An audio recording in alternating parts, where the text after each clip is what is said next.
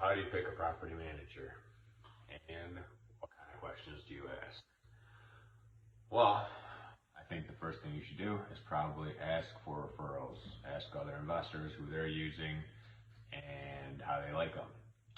Most likely, they're not gonna like them. And I think most markets, there's probably like one, maybe two companies that are good, and the rest of them are just god awful, right? And that's for a variety of reasons. Most of the time it's communication and a whole bunch of other stuff, but anyway.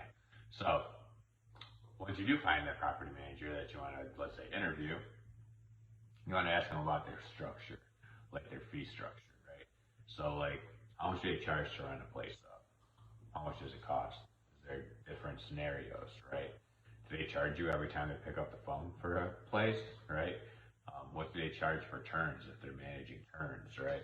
What do they charge, right? Just ask for pretty much a fee list of what can you charge me for, essentially, right?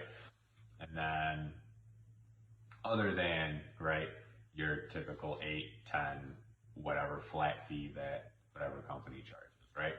And a lot of those fees kind of build some of that stuff in there. But anyway, that's one thing.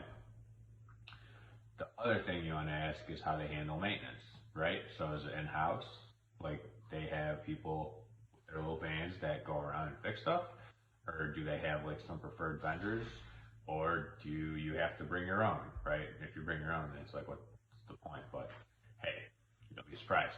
Or do they just like, oh, we need a plumber, so we'll just look on Google and find a plumber, and is that what they do? Right? That's probably not the most beneficial for you. Right? And then the other thing to ask is when you're in there doing a maintenance request, obviously if it's some whatever random dude going in there, but if they have like a preferred vendor, like a handyman or something, or have the people in house, do they have a checklist of stuff to check at the house, right? Running toilets, leaking faucets, leaking this, leaking that, leaking roof, right?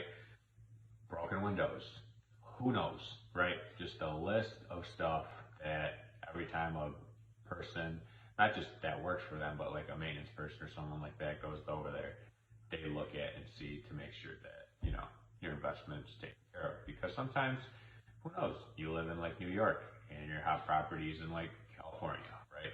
Hopefully not. But anywho, next question to ask is, how do they handle evictions, right? Is it in-house or do they use a lawyer? And take it a step further, if they do have to do a 30-day notice, do they write it? Does a lawyer write it? What's the fees for an eviction, right? Is the fee, will they write a 30-day notice and charge you a fraction of the price, or will they pay a lawyer a few $100 to write that 30-day notice and then pay the lawyer additional, whatever, $300-400 to, right? This is just round numbers, is probably what they cost, but about there, to actually evict a person, right? What's an eviction cost? Okay. Next, there's a lot of things you got to ask a property manager. How do they handle late rent? Well, obviously, before I go on to that, you want to ask them all this stuff so you know going in before you get to an eviction and they charge you some crazy fee, or before you get to a maintenance call, or before you get to X, Y, or Z, and you figure out that they charge something weird, or they just do, like their process is weird, right? You would think most of the stuff is like pretty standardized and pretty like common sense, but again, you would be surprised. So anyway, how do they, what was I talking about? Late rent. Well, how do they handle late rent? When is rent late? Is it on the first, on the second, on the third? And how do they late fees, right? And what's their process around that? And obviously, they got to respect what your lease says, but for the most part, they should have some sort of standard process, because if a company is like, yeah, we'll do it however you want, it is impossible for them to be efficient at their job if they manage 100 properties for 100 different people and every single person does it a weird way, right? Like, I think there's a pretty standard industry standard, to late rent, to processes, to like all this stuff where you don't have to follow every person's like weird whatever, right? The other thing you should figure out that I think is very important is the property management company owned by people that have properties, or is it just some like a random franchise some dude found on some website about, hey, look, you can make all this money property managing, and they have no idea about investments, no idea about property management, no idea about anything, right? Almost started trashing real estate agents. We'll save that for another video. Or do they actually like, do they know how to property manage, or is it just like some person that's like, I want to buy a business and this one costs 10 grand. So like they buy this business and now they're property managing people's shit and they have no idea what they're doing, right? So I think that's also very important. And also you want to make sure that if they are owners of the properties, you have to figure out what kind of standards those owners hold themselves and their business to, right? So for me, for our property management company, I don't give a shit whose house it is. If we're managing it, I treat it like my house. Period. That's it. Your property is getting managed by us. It's like it's my house. That's how I'm managing it. That's how I'm taking care of it, right? My stuff doesn't get preference. No one's anything gets preference. Everything gets managed the exact same way, so that way everything is fair, right? That's, I think, the only way to do it. But another thing that I forgot that's very important is how they screen tenants. Do they screen tenants?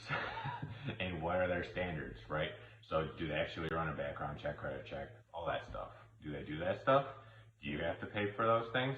Do they make the tenant pay for those things? What's their criteria, right? Once they do run that stuff, like, okay, this person has a pulse and I think they have a job, come on in, right? And you'll be surprised because a lot of people run stuff like that, again. So make sure that you ask all these questions. I think this is just like a small list. There's a bunch more stuff that I think you need to ask and make sure. Honestly, if you're talking to a property manager that's good, they're just going to tell you this stuff all the way up front, right? Like, here's our contract that you're going to sign with us. Here's our fees. Here's what we're going to charge. Here's what we do for maintenance. Here's how we screen our tenants. Here's how we do this. Here's how we do that. Here's how we do this. Blah, blah, blah, blah, blah, blah, blah.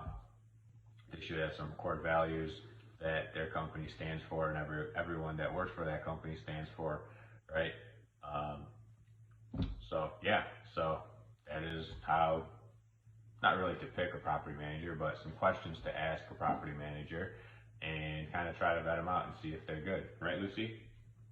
Say hi to the camera. Say hi to the camera. We're getting really fat. Hello, camera. How's it going? She's all excited because she got a new toy today. So anyway, hope you have a great night. And if you have any other questions about property, oh my God, this video is long, or anything else, let me know. Be glad to answer them. Have a good one.